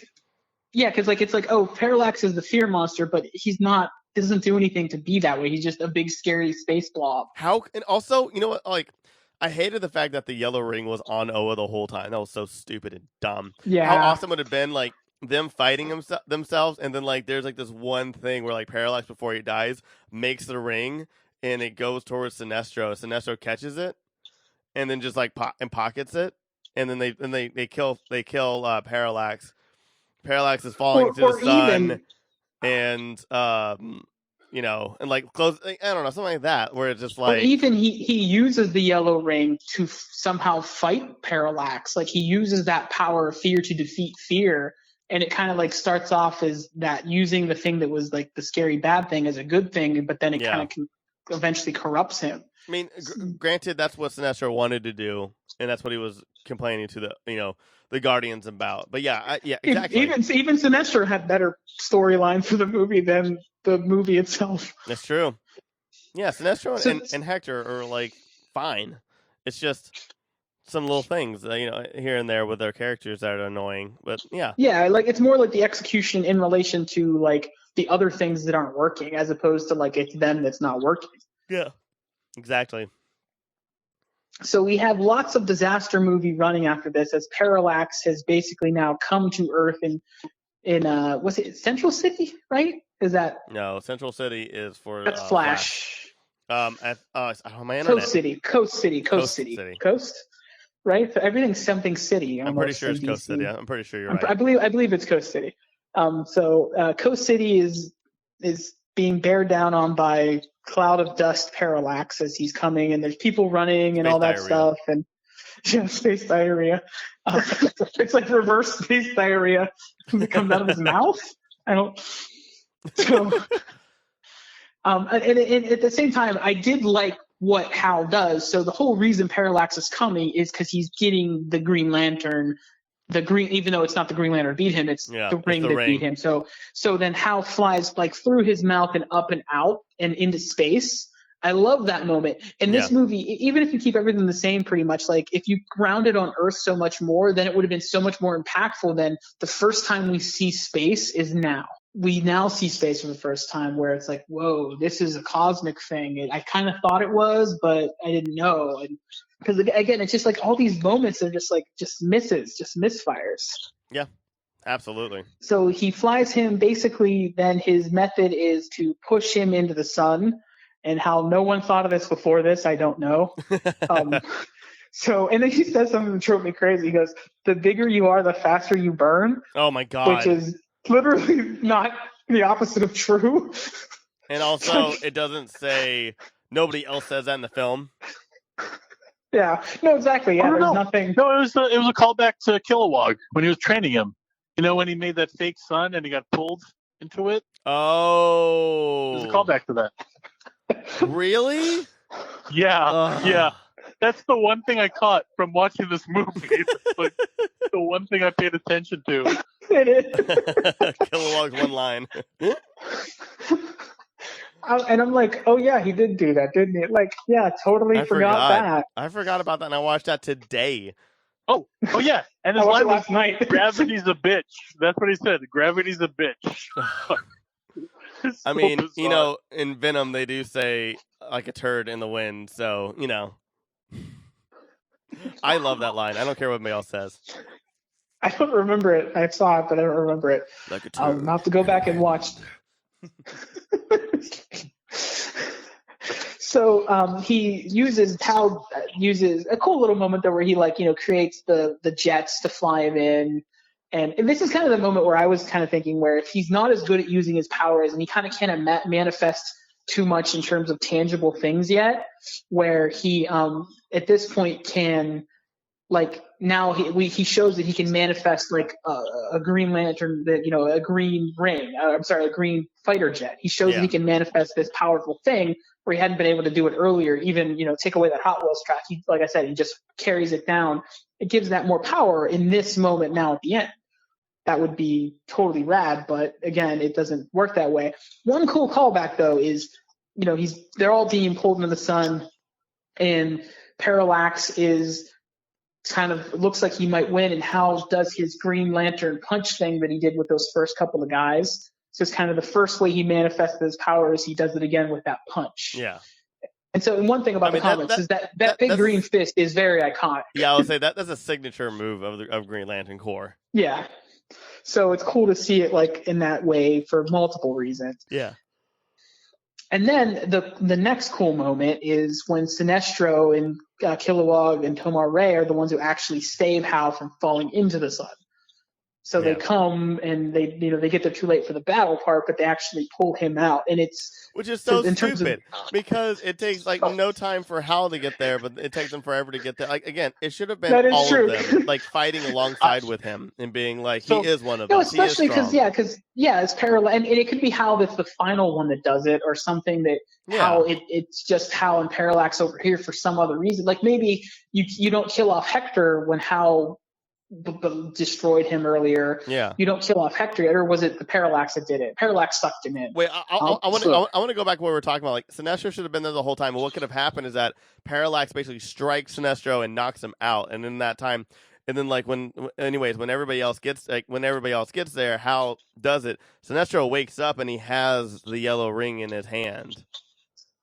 That would have been cool to me. Sorry. Yeah, no, totally. And anything that really involves those characters actively in that moment, particularly Sinestro, take away the other characters, because Sinestro's the one who kept wanting to go out and get him. And then it also works because you're setting up the relationship between Hal and Sinestro when they become adversaries, where you can kind of establish, they now become allies and friends maybe even. So then when they do become legit good guy, bad guy later, it has more impact. But here it's just it's cool that he saves him, and I respect you now, Hal Jordan, but it's he'd respect him more if he saw him punch him in the face. Yeah. Or at least was somehow involved. I kind of think they were just waiting there and just waiting until the battle was done and then showed up. I don't want to die. Do you want to die? I don't want to die. I was he has it. They're peeking from behind the moon or something. It's because they're it's one of two things. Hey, maybe Hal just goes and burns in the sun with him. That solves our problem too. And they're both dead. So, man. So, yeah, that's Green Lantern. Well, that's Green Lantern, and then you get your credit sequence, and then we get the teaser for the movie that I'm still waiting for. When Sinestro puts on that yellow ring. This is the most boring, dumbest scene of anything I've ever seen of anything. It's just him being like, "Ooh, what's this? Ooh, I'm wearing it now. Ooh, I'm yellow," and blank. It was so unemotional, so boring, so useless. No story, nothing. It was literally something I would expect a kindergartner to make at home and be like, "Look, Mom, I made a movie," and they're just like I would probably watch a kindergartner home movie than to have to rewatch that stupid end credit scene. You guys, Tyler and Paul, both know I have a 3-year-old, and trust me, when she plays, it's way more interesting than that. Yeah, he just it's so stupid. He doesn't even fight himself. He doesn't even have self-doubt. He doesn't even look at it and just be like, I don't think so. And the ring doesn't light up at him, and it's just he just can't take it. His eyes turn yellow, and then and he's just it's nothing. It's just looks, puts on, I'm yellow now, bam, and you're like, no. Judy was like, wait, what's that? What's even happening? She didn't even understand it, and I had to like explain it because like that's one of those things like, well, you have to know. Yeah, it's so they should have had him being tempted by the ring. Yeah, kind of like Lord of the Rings. Yeah, had him tempted by the ring. Had it throb, have it like the camera focus on the ring, and then focus on his eyes. It throbs, Paul. It has throb. We're going down that path again. Oh yeah. I see myself inside of you, deep. So much dick imagery in this Green Lantern. It was distracting. I'm never going to be able to watch this movie again without seeing that, but hopefully I don't have to watch this movie again. There was not enough blowjobs in this movie. Yeah, and it cracked me up that like Hector Hammond was like he was so incapacitated by his like painful erection that he like had to sit down and he couldn't even stand up for a while. It was like that chair. It was tired. Yeah. Poor everyone. Paul, it was cold, okay? Yeah, I know.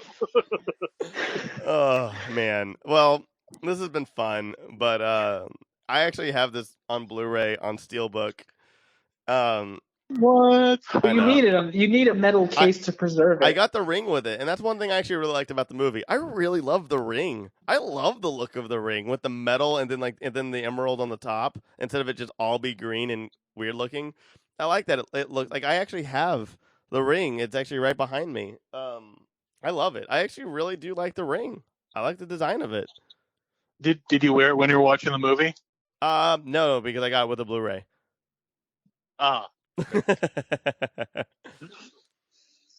should have watched it today when I watched the movie, though.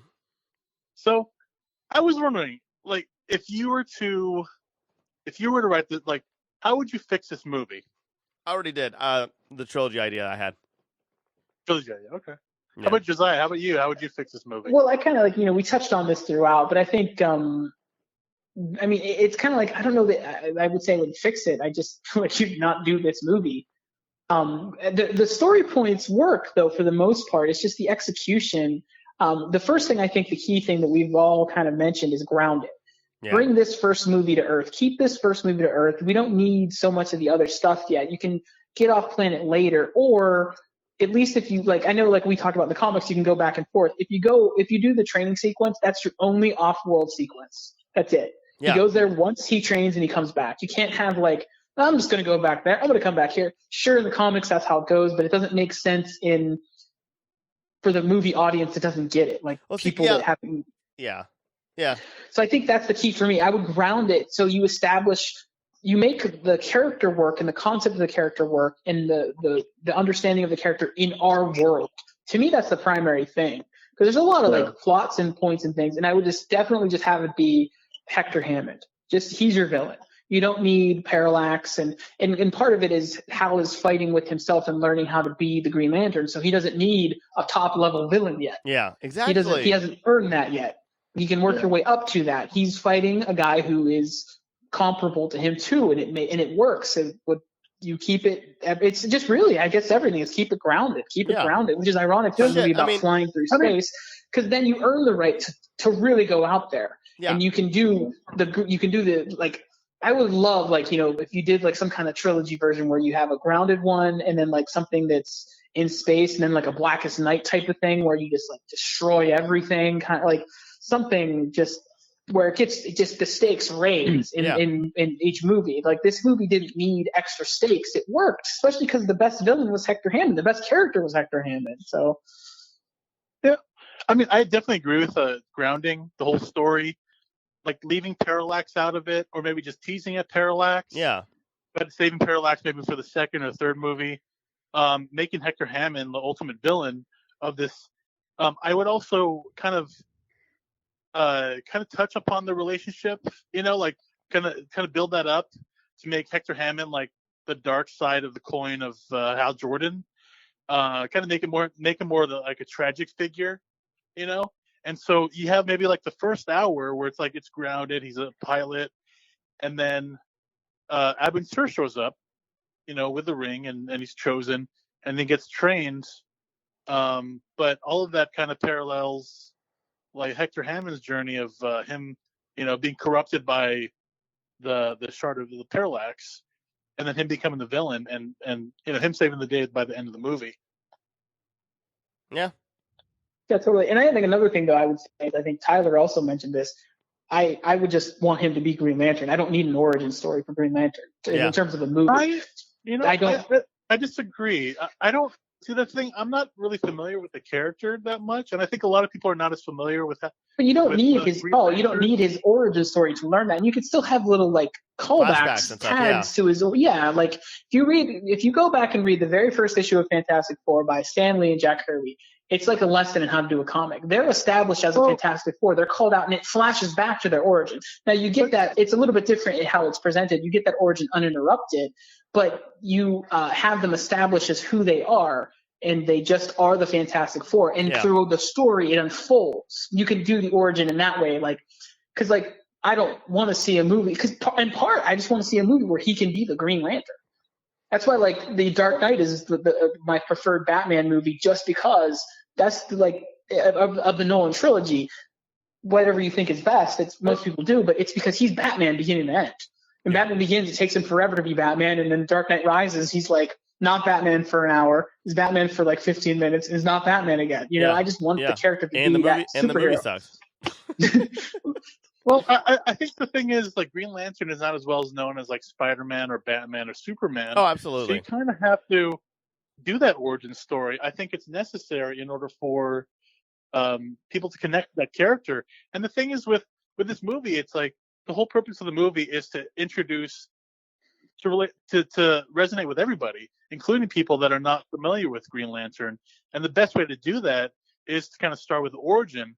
Now, that doesn't mean they have to spend an hour doing the origin story, but just kind of putting brief snippets in there just so you know who the character is, know where they're coming from, and you can relate to their journey from being this everyman to being this space cop, basically. Yeah, that could totally work, because then you can. Go ahead, Tyler. No, I was gonna say I agree with Paul. I think there should be an what I meant to say, I guess earlier, was there should be an origin story. I don't think it should be Hal Jordan's one. I think it should be somebody else, and then Hal is there, and then he's just trust me, I know how this is, and then he just tells him, and totally. And you get that relatability to where it's not so where it's Hal Jordan. This is such an impossible story to sell in one movie when you have a core of over 3,000. Like what you said, space cops. You need one where you have a relatable character that's already human and a new human, either it be Jon Stewart, Kyle Rayner, or Guy Gardner, or I forgot the woman's name, but I can see her in my mind's eye, but I can't think of her name. I love her design and everything. I think she's a great character. I don't know why I feel so bad not remembering her. But anyways, and having that, and then having Hal, talk to him, and then it was flashbacks and stuff like that. He can go back and be him being friends with Sinestro, and that's what I meant though. It was it doesn't need to be an origin story for Hal Jordan and human race. It's just. It's such an outlandish, huge thing and too many characters, and that's the thing. It's it either needs to be in space or it needs to be at home or on Earth with training, and then the character being I'm not cut out for this, I'm leaving, and walking away. That's how it should have been, but whatever. I mean, and I think of it this way. I don't think it's hard to make a good movie out of the material. I think there's a lot of great material. I just think they needed somebody that loved the character and loved the source material in the first place and really knew it in and out. And so everything that all the story ideas you and Josiah came up with, I would love to watch that movie. And that movie would be way more interesting than what the movie we saw, because you both love that character. You both are very passionate about it. And so that's why I think the Marvel movies succeed, is because through it all, Kevin Feige loves those characters. He lives and breathes those characters, and it shows in every movie that comes out how much he cares. And so that's what was needed in this movie, was somebody who really knew the character, loved them, lived and breathed these characters, and also just wanted to make a good movie. And that's not. This movie feels like a studio movie. It feels like, hey, Iron Man hit it big. Let's do our version of Iron Man. Yep. We need to put, and you know what? Exactly. The Nolan Batman trilogy's ending soon. We need another franchise to, replace the Nolan Batman trilogy. and compete with Marvel. It's like it feels very corporate. Yes. It's like movie by committee, very much so. Exactly. And honestly, I feel the same thing about Man of Steel. Yeah, I agree. Zack Snyder does not get Superman. Superman is hopeful. He's not a dark nightmare that likes to murder people and snap necks. He's just not that. He's the hopeful Boy Scout. Okay, I actually love the snap neck thing. I thought that was... And like, you can't, like, Paul literally said he likes to snap necks. Clearly he didn't like it. No. I like the snap neck. That scream of Superman to me is like one of my favorite. I will boldly say this is one of my favorite movie moments. Snap neck, and you just finally hear Superman cry and be just broken. Like that's because I love Superman. Superman is one of my favorite superheroes, and I will defend him as I almost always do. He is a very, very, very psychologically, mentally weak person, which is why he's so easily swayed in so many different things. That's why so many of his his villains are so underpowered, and yet but they fuck with him so hard, and they really mess him up. Is because that's his biggest downfall is not being, full of will, like Hal Jordan. Mm. He doesn't have a lot of will. He just does something that he thinks is right, and he goes with it. And he just kind of sometimes goes into it blindingly, which fucks him up in the end. Knowing what your race is and meeting them, and then they're trying to kill anybody, and you're just like, please don't make me kill you. For the love of God, don't make me kill you. And he snaps the neck and just shouts. It's like, to me, I think Henry Cavill, it's just one of my favorite movie moments, especially for comic books. I don't think anything, I don't know what it is. It's just that scream is it's just so powerful. And I feel like Henry Cavill was like really feeling it. And it's like, I hate the movie. I really hate Man of Steel. But I really love that. I just really love that moment. I actually think that moment would work way better if the person that he's about to kill is Lois. Because now Superman is choosing between his old world, the world that is Krypton with Zod, or the new world that has adopted him. And yes, Lois is a conduit to humanity. And that would have made that scene so much more powerful and make it work. Instead of just some random family that was there. Or his mom. It would have been awesome if they...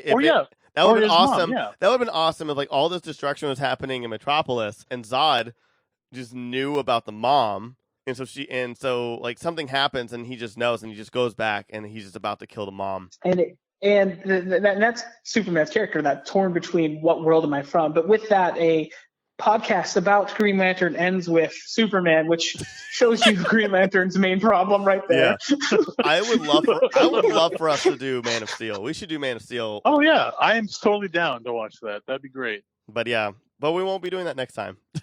Not next time. No. I want to thank you guys for listening, and this movie was a living nightmare, and I hope we watch better movies. I'll say this. I did enjoy watching. I really did, and I really wanted to, because I was like, is it as bad as I remember? Because I don't know that I'd seen it since the theater. I maybe watched it once after that, caught it on TV kind of thing, but it was definitely more of a chore to watch than I wanted it to be. But talking about it is a joy. Talking about it was super fun. Oh, yeah, it was fun. It was fun. I'll say one thing. When I saw it in the theater, it's like a wound ripped open, right? And then it healed. And then 10 years later, I see it again. It ripped open the wound again. You fell awkwardly, and then that scar opened up again.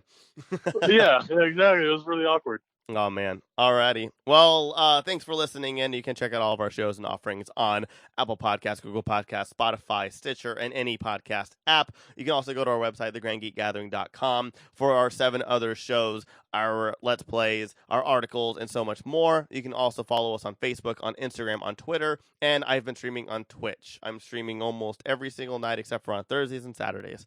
Our music has been provided by Carlisle Laurent, and he is awesome. Check him out on Fiverr. And so come and join the gathering. Have a wonderful week. Please be safe. And please wash your hands. And GGG. GGG. What's on the silver screen? I got some takes you wouldn't believe. Popmosis Film. Grand